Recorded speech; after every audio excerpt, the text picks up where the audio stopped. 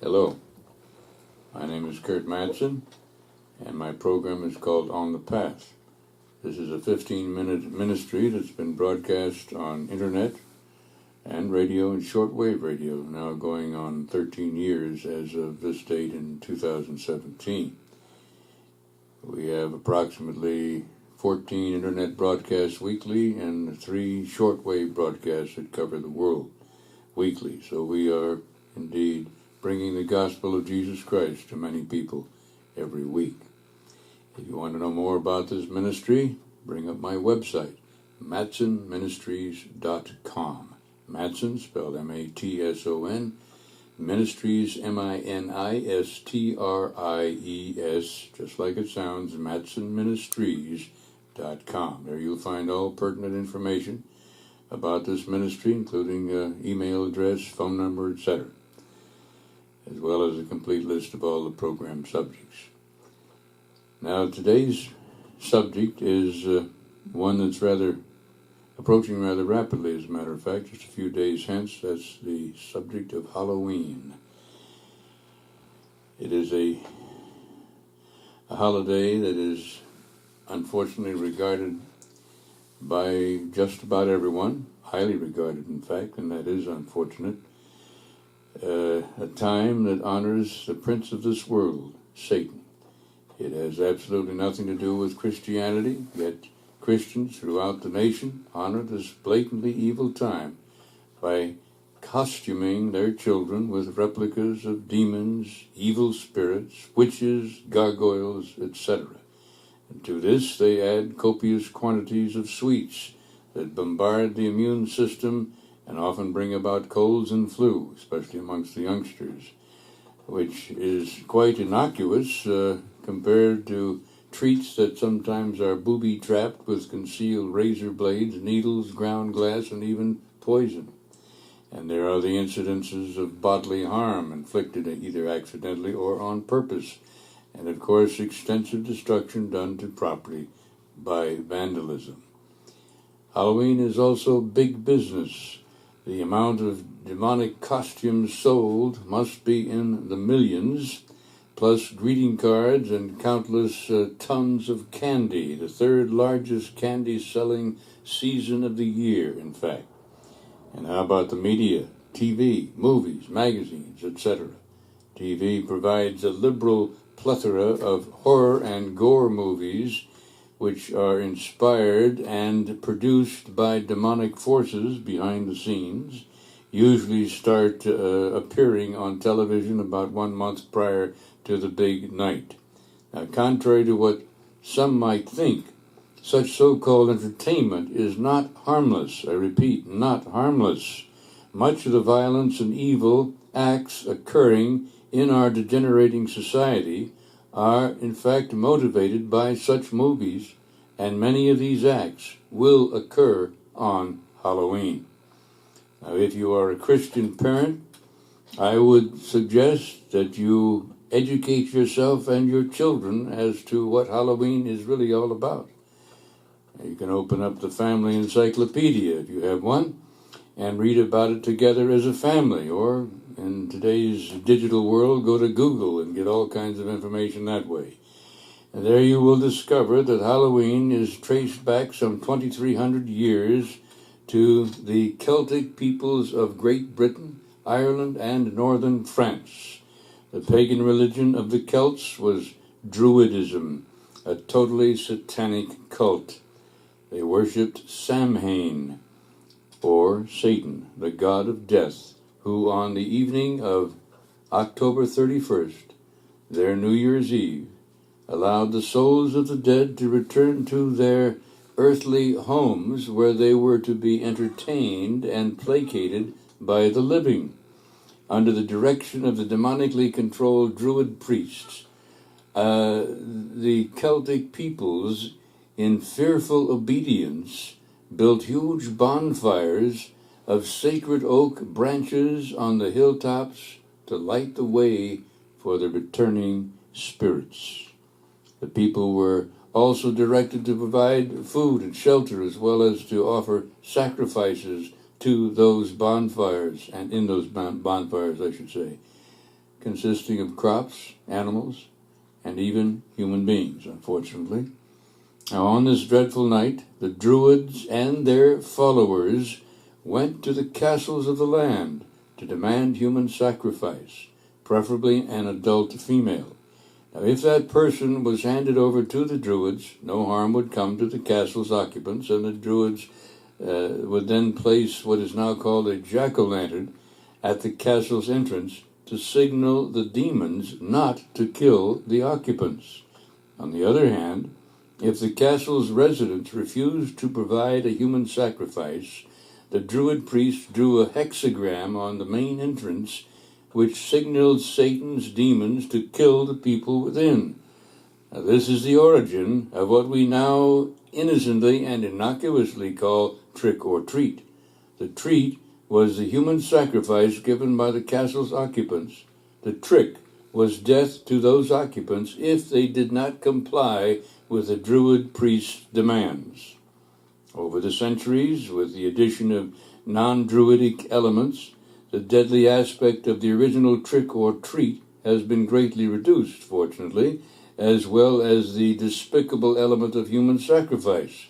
Blatant Satanism, however, that is the outright worship of Satan, is still alive and well in our modern world, including in these United States. The satanic covens are found throughout the nation, and human sacrifice most certainly takes place, especially on the eve of October 31st, Satan's high holy celebration. Such killings mystify law enforcement and are rarely solved.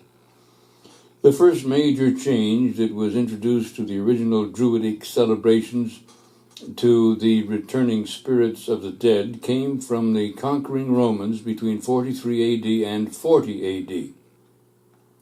The Romans, who openly adopted the gods of their conquered peoples with willingness and tolerance, simply added the October 31st New Year's Eve festival of the Celts to their own autumn festivities. That festival was called Feralia, Feralia,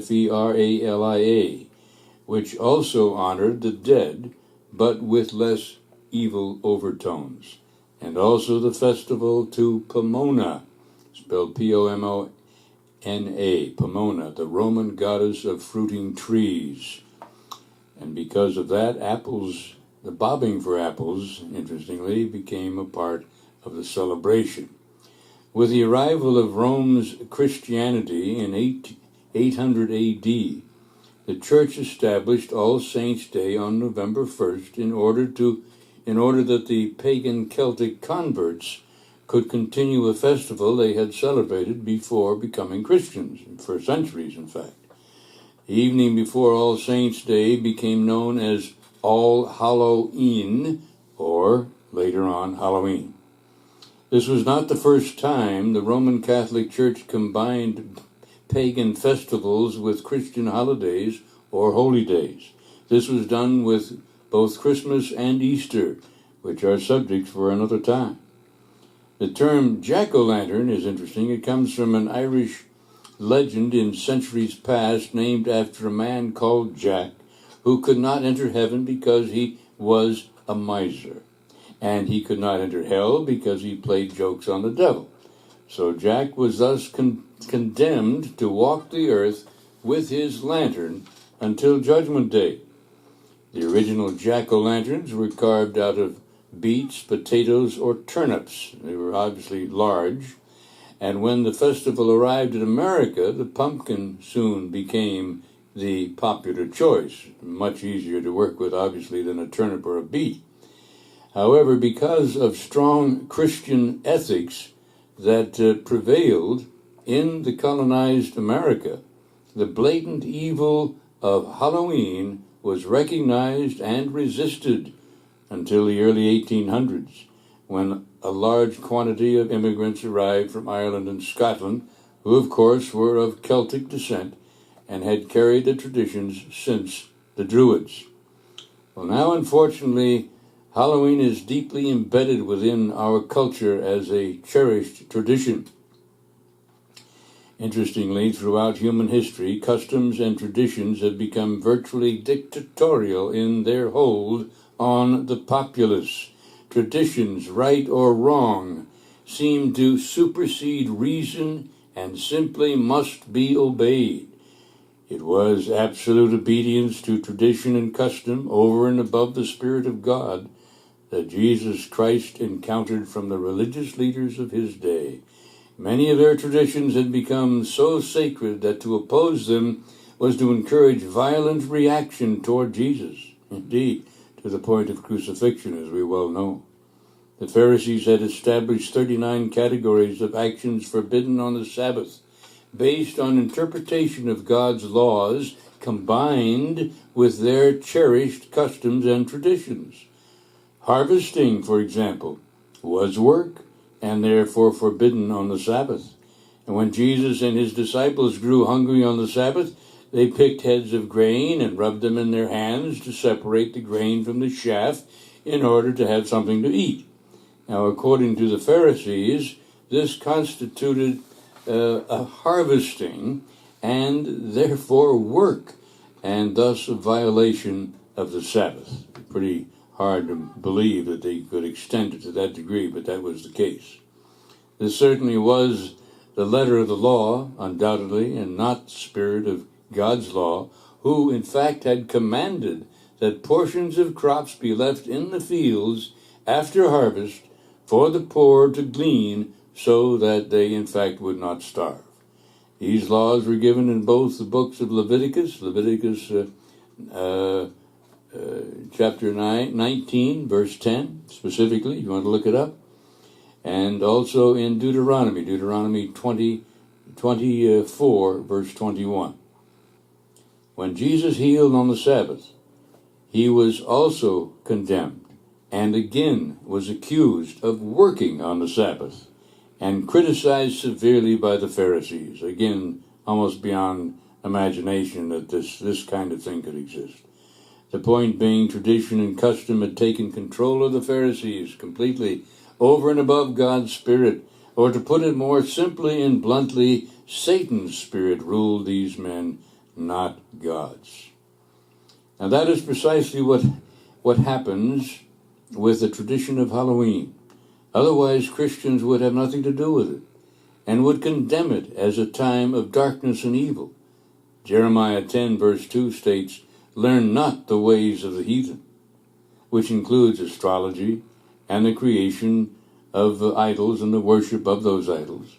And in turn, in even stronger language, God in Deuteronomy 18, verse 9 through 12, calls the ways of the pagan Canaanites an abomination, and again commands that as God's children, you have absolutely nothing to do with witchcraft, black magic, or human sacrifice, most assuredly. The demonic works of darkness, all of which have to do with the foundation and essence of Halloween. As Christians, you must choose sides, my friends. Are you with God and Jesus Christ, or are you with Satan? You can't be with both. If you are lukewarm, neither hot nor cold, God will simply spew you out of his mouth, according to Revelation 3:16. In Ephesians chapter 4 and 5, the Apostle Paul tells the Ephesian Christians plainly to separate themselves from temptation and sin, all things unwholesome and evil. And in chapter 5, verse 8, he states, "Once you were in darkness, but now you are light in the Spirit of the Lord. Walk as children of light." Verse 11 states, "Have nothing to do with the fruitless deeds of darkness, but rather expose them." Well, that's exactly what we are presently doing, my friends. Halloween, All Hallows Eve, is completely and totally evil.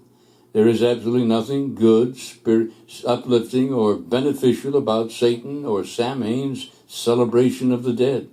If you think Satan's High Holy Eve is okay, and you choose to participate in its festivities, regardless of what you have heard on this program, and regardless of what the Bible has to say about the things of darkness, of Satan's evil realm, and if you choose to teach your children that it's okay, you and your children are stepping away from God and Jesus Christ and into the wide open arms of Satan and his demons. Jesus states in Matthew 18, verse 5 and 6, "Whoever welcomes a little child like this in my name welcomes me.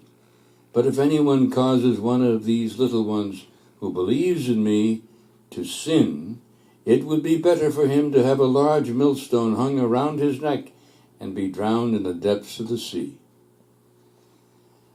To teach your children to honor Satan, the devil, by participating in one of his most evil times, called Halloween, though you may be ignorant of the fact, you are teaching them to disobey God by willingly entering Satan's realm of darkness.